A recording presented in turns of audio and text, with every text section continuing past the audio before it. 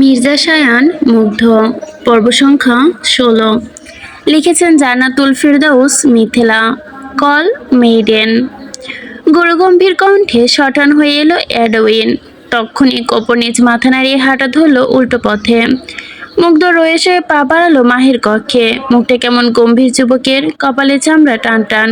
কক্ষের মাঝ বরাবর পা রাখতেই দাঁড়ালো মুগ্ধ।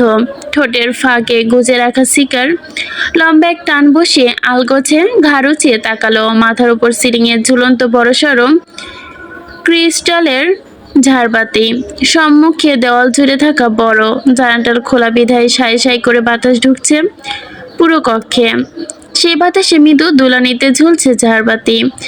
মুগ্ধ এক মুহূর্তের জন্য নীরব তাকিয়ে রইল ঝাড়বাতির পানে। অতঃপর সময় নিয়ে ফের ঘাড় নামিয়ে হাঁটা ধরল জানালার পাশে বিছানায় বিছিয়ে রাখা কাউচের দিকে। গম্ভীর পুরো শরীর এলিয়ে বসলো কাউচে। পা দুটো বেয়াদবে ন্যায় ফাঁক করে রাখলো। পেট ঠেকালো পেছনে, চোখ দুটো আয়েসে বুঝে রেখে সিগার ফুঁকছে, সুকটান দিচ্ছে মুগ্ধ। ঠোঁটের ফাঁক গলিয়ে বেরোচ্ছে গুনগুন শব্দ, বোধহয় গান গাইছে তিনি। Higher is maiden. গুটিসুটি মেরে দাঁড়িয়েছিল মিলা। এক হাতে খপ করে চেপে ধরেছে জামার একাংশ, মাথা নুইয়ে রাখে দৃষ্টি তার এলোমেলো, গলা স্বর স্বভাবে অভাব। এডউইন ভুরু গোটায়। গম্ভীর যুবক এক কদম এগিয়ে আসতে তৎক্ষণাৎ হকচকে দু কদম পিছিয়ে গেল মিলা। এডউইন বুঝি এবার বিরক্ত হলো, বিরক্তি ভরা কণ্ঠে চিরবিরিয়ে বলল, হোয়াটস ইউর প্রবলেম? কানে কথা যাচ্ছে না তোমার? ভারত মিলা মাথা নড়ায় ওপর নিচ। নিঃশব্দে জানায়, শুনেন। এডউইন একটু উত্তরে সন্তুষ্ট হয়। তৎক্ষণি মেয়েটা কে দিল আরেক ধমক। মুখ দিয়ে কথা বের হয় না। You R drum. আতকে ওঠে মিলা। হাত পাগুলো কেমন যেন কাঁপছে তার। লোকটি কি ভয় পায় সে? এমনিতে এডউইনের লম্বা চওড়া দেহের অধিকারী হলেও তার মুখটা কেমন যেন অন্তরাত্মা শুকিয়ে দেওয়ার মতোই। তাই অন্তরাত্মা শুকিয়ে যাচ্ছে মিলার। লোকটা হলদেটে ফর্সা মুখটা আর ভাবে পড়ে আছে গভীর এক দাম্ভিক দাগ, যার শুরুটা বাম পাশের ভুরুর ওপর থেকে হলেও শেষ হয়েছে ডান পাশের গাল বরাবর। বাম চোখ বাদামি স্বভাবের মানুষের মতোই হলেও ডান চোখে কেমন যেন অদ্ভুত, একদম ভূতের চোখের মতোই ছোট্ট পিউপিল।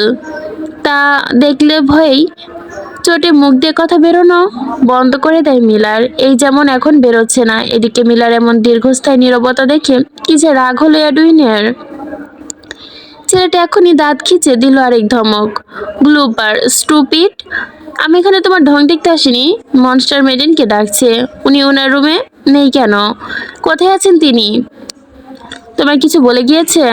মিলা দুকাতে মাথা নাড়াবে ঠিক তখনই এডউইনের পেছন থেকে ভেসে এলো মেডেনের পাক্কা নাটকীয় কণ্ঠ। আমায় খুঁজছেন নাকি এডউইন?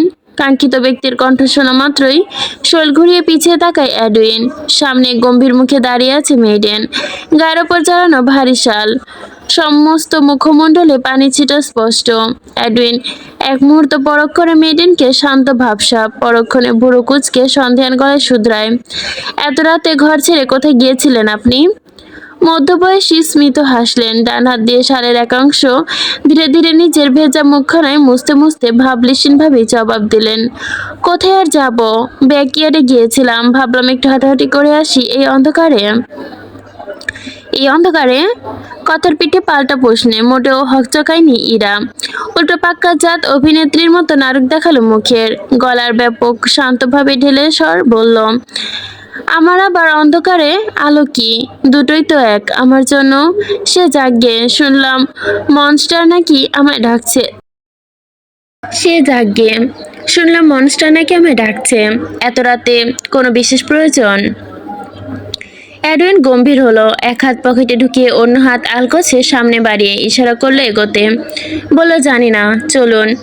সরি করিডোর দিয়ে হাঁটছে মেডেন। যত পথ এগোচ্ছে ততই যেন বেড়ে যাচ্ছে তার হৃদস্পন্দন। চারপাশে এত ঠান্ডা থাকা সত্ত্বেও তার কপালটা কেমন জানি দরদরিয়ে ঘামতে শুরু করে। মেইডেন বরাবর নিজের কপালখানা কোনো মতে হাতের তালু দিয়ে মুছে নিচ্ছেন। মাথাটা কেমন টনটন করছে, মনে হচ্ছে বারংবার উৎপাদিত হচ্ছে এক আকাশসম দুশ্চিন্তা। মনস্টার তাকে কেন ডাকলো? সে কি কোনোভাবে টের পেয়ে গেল এসবের পেছনে তার হাত রয়েছে?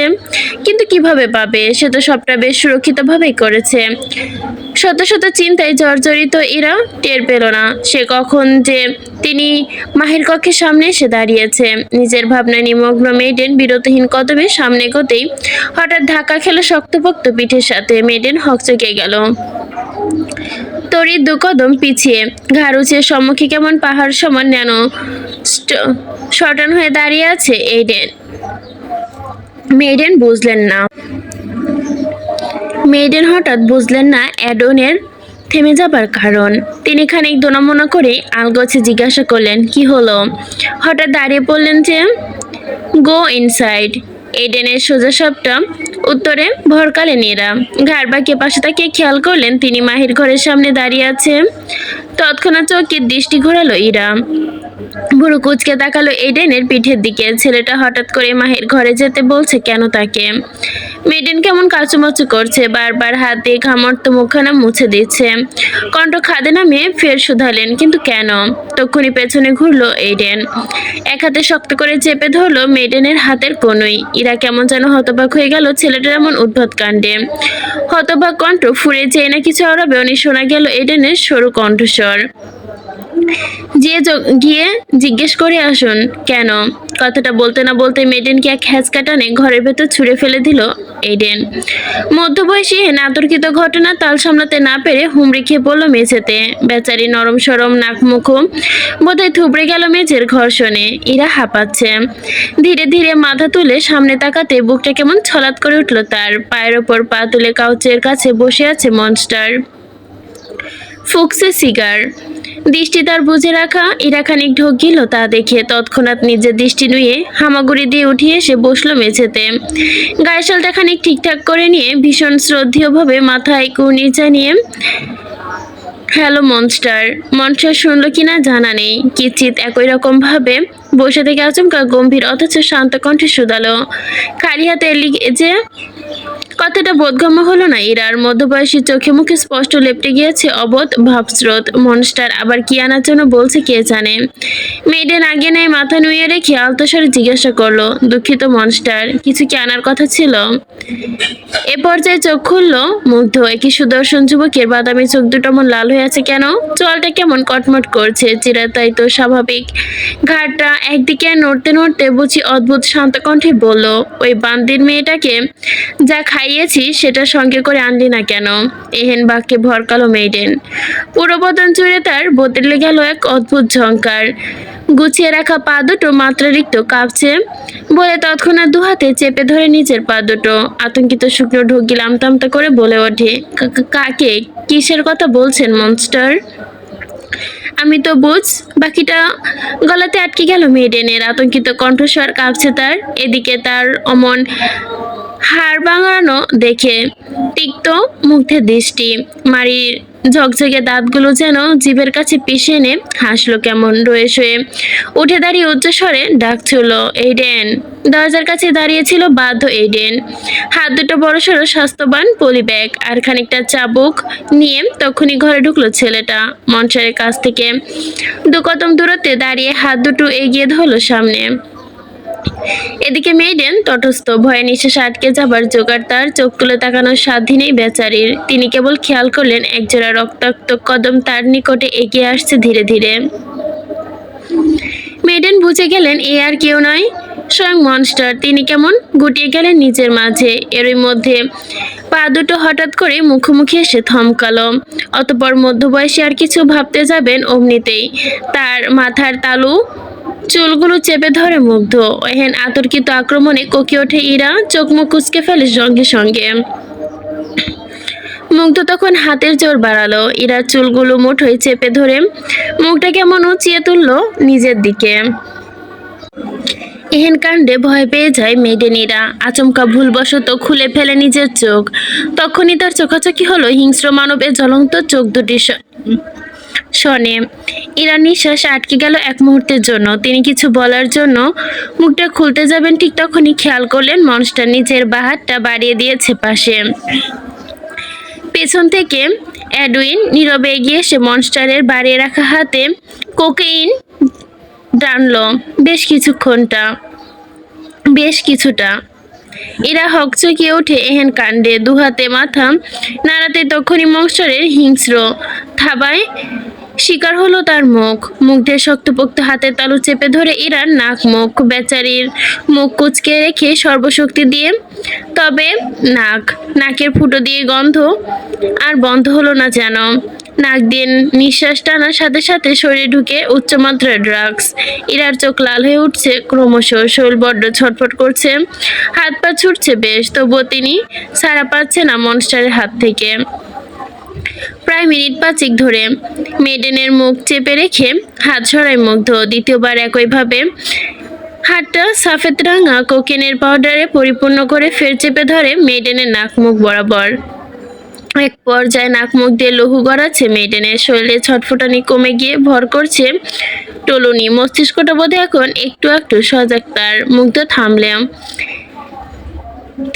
থেমেই তৃতীয়বার পাশে হাত বাড়াতে এডুইন এবার এগিয়ে দিল চাবুকটা। মুগ্ধ শক্তপোক্ত করে ধরে চাবুকখানা রয়ে সরে 2 কদম পিছিয়ে গিয়ে ইরাকে উদ্দেশ্য করে কটমুটিয়ে বলল, রান ইউ এক্স, রান।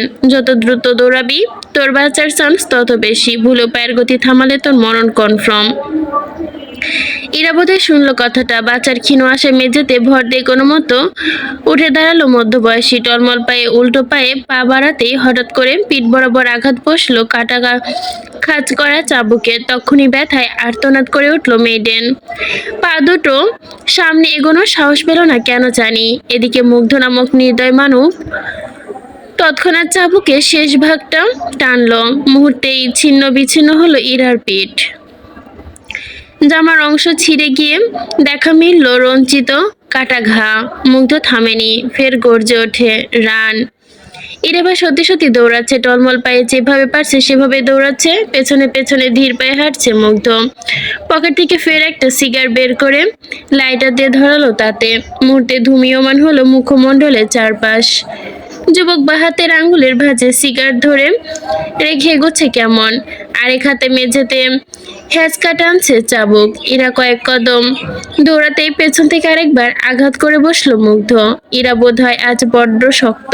নিজের প্রাণ বাঁচাতে সে প্রয়াস। তা থেকে তার গা থেকে টুপটুপ করে লহু ঝরছে, থামছে না তার পায়ের গতি। মুগ্ধ এবার ইচ্ছে করে ইরার পা বরাবর আঘাত বসায়। মুহূর্তেই উল্টে পড়ল ইরা, নাক মুখ দিয়ে থুবড়ে মাটিতে। হয়তো ফেটেও গিয়েছে কয়েক জায়গা। মুগ্ধ কেমন বাঁকা হাসলো, পেয়াংসি করা ঠোঁটের হালকা নাড়িয়ে বিড়বিড় করলো, ব্লাডি হেল, নাও ইউ আর গন। বলতে না বলতে ইরার শরীরে বেধক আঘাত বসলো চাবুকের। মুহূর্তেই মধ্যবয়সীর আর্তনাদ ছড়িয়ে পড়লো পুরো প্যালেস জুড়ে। নিস্তলার সকল মেডেনরা কেমন দৌড় আটকে বসে আছে ঘরে। এখনকার এটাই তো নিয়ম। কেউ চেঁচালে, মরে বা কিংবা মার খেলে, বাইরে বের হলে বা এগোলে, সাহায্য করলে তার খবর আছে। এই জন্য কেউ বেরো হবে না, এগোবেও না সাহায্যের জন্য। এদিকে 3 তলা মার্বেল মেঝেতে লেপটে গিয়েছে লাল রক্ত। ইরা ক্রমশ নিস্তেজ হচ্ছে। তার চোখ দুটো প্রায় নিবু। কণ্ঠ ফুঁড়ে বের হচ্ছে না আওয়াজ। মুগ্ধ তখন আলগোছে ঝুঁকে সে এক হাতে ইরার কাঁধকে তুলে নিল। তারপর করিডোরের রেলিং এর কাছে এসেই হুট করে কাঁধ থেকে ইরাকে ছুঁড়ে ফেলে দিল নিচে। সাইকোদের ন্যায় কানের পাশে হাত রেখে শুনলো আবারও পড়ে যাবার শব্দ। সে কি বিকট আওয়াজ! মুগ্ধ কেমন বাঁকা হেসে উকি দিল গ্রাউন্ড ফ্লোরের মেঝেতে উপর হয়ে পড়ে থাকা মেডেনের দিকে। শরীরের নিচ দিয়ে ভেসে যাচ্ছে লৌহ। মুগ্ধ কেমন বাঁকা চোখে তাকিয়ে রইল কিছুক্ষণ। ঠোঁট পিষে বিড়বিড় করলো, হ্যাপি জার্নি।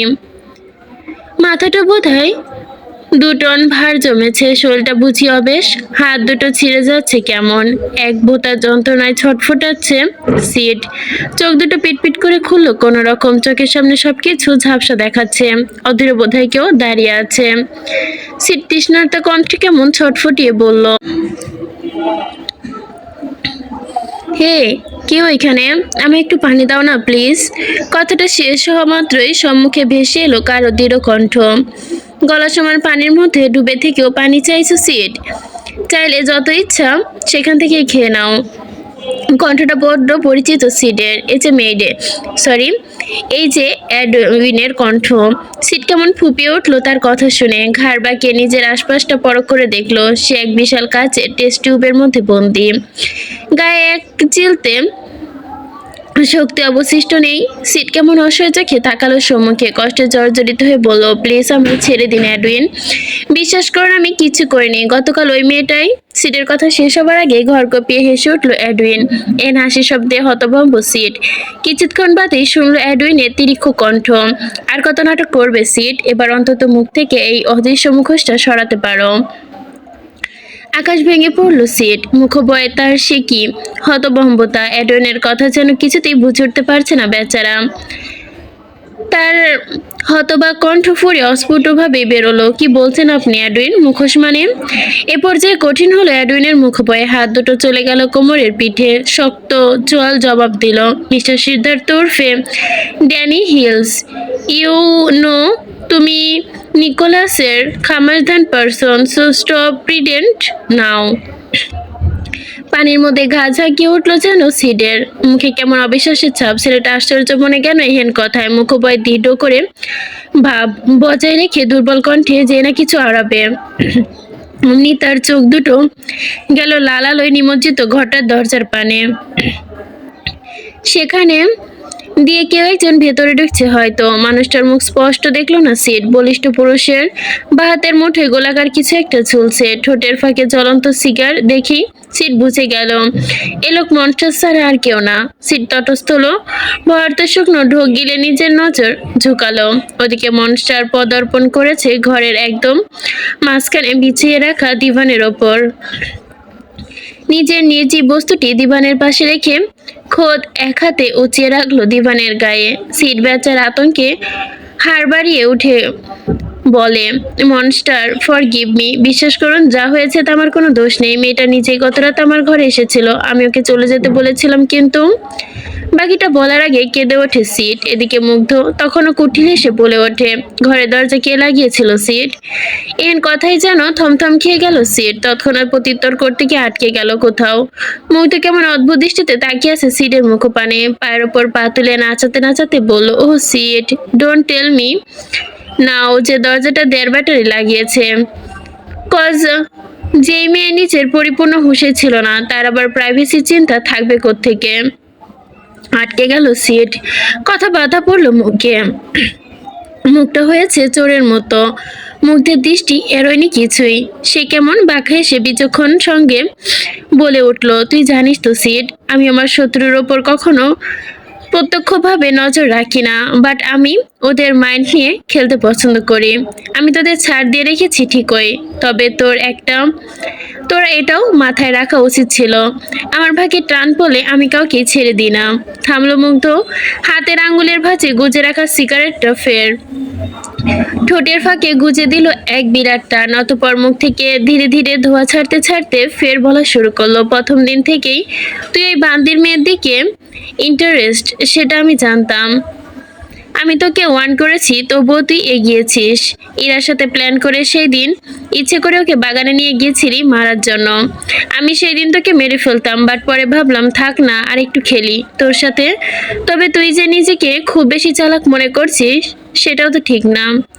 একটু বেশি থেমে যুবক ফের কপাল চুলকালো, সন্ধিহান গলায় বলতে লাগলো, আচ্ছা এবার বলতো, ওই দেড় ব্যাটারির মধ্যে কি এমন পেলি যার জন্য ওকে বেড অব্দি নিয়ে অতটা মরিয়া হয়ে উঠলি?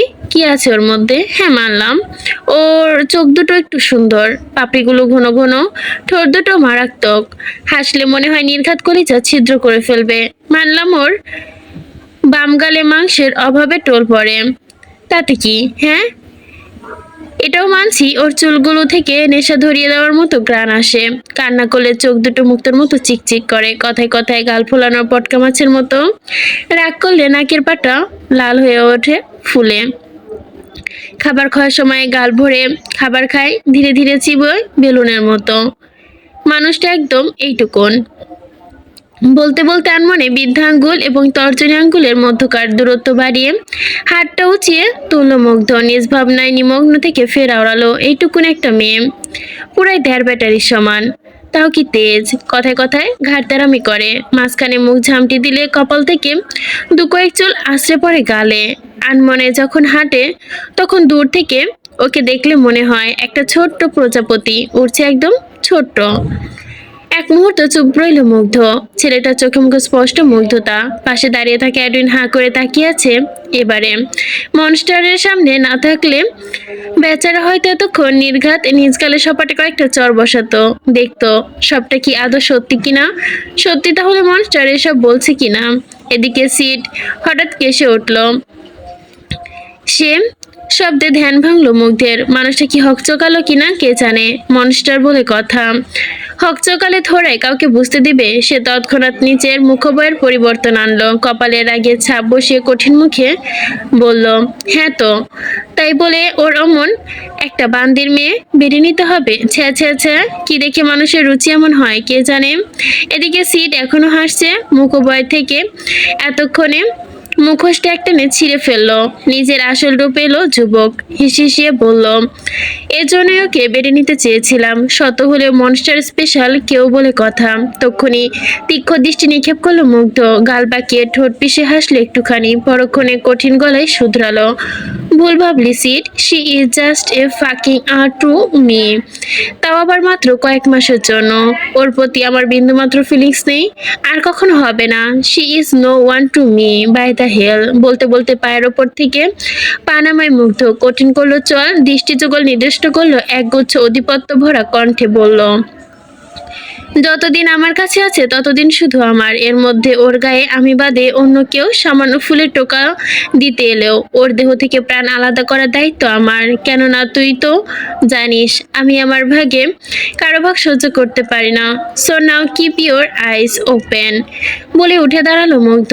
দিভানের কাছে পড়ে থাকা নির্জীব গোলাকার বস্তুটি জোরালো এক লাথি বসাতেই মুহূর্তেই তার ছিটকে পড়ল টেস্ট টিউবের দেওয়ালে। এক মুহূর্তের মধ্যে চিপ থমকালো। সে দেখলো বস্তুটি ইরার মাথা। অমন কি ছেলেটা কেমন আটকে উঠল দেখে কর্ণ করে শুনতে পেল মুগ্ধের কুটিল হাসি, enjoy your happy journey with your partner. থমকালো মুগ্ধ, আঙ্গুল দিয়ে ইশারায় কিছু একটা বোঝালো এডুইনকে। এডুইন মহাশয় তক্ষুনি এগিয়ে গেলেন টেস্ট টিউবের দিকে, টেস্ট টিউবের গায়ে লেগে থাকা সুইচটা একের পর এক চাপ দিতে। সিট খেয়াল করলো টেস্ট টিউবের পানিগুলো কেমন ঠান্ডা হয়ে যাচ্ছে। সিট বুঝলো তার হাতে আর বেশি সময় নেই। সেবার গলা ফাটিয়ে চিৎকার করতে লাগলো। মুগ্ধ ঘর ছেড়ে বেরিয়ে যেতেই লাগলে সে চমকায়, পেছন থেকে চেঁচিয়ে ওঠে, মনস্টার তুই মানিস বা না মানিস, সেই প্রথম তোর ভোগে তোর ভাগ বসানোর আগে অন্য কেউ ভাগ বসিয়েছে। এই আমি আধিপত্য দেখিয়েছি ওর ভেতর। মারার আগে না হয় একটুকুই বলে গেলাম, এই আফসোস তোর সারা জীবন থাকলো।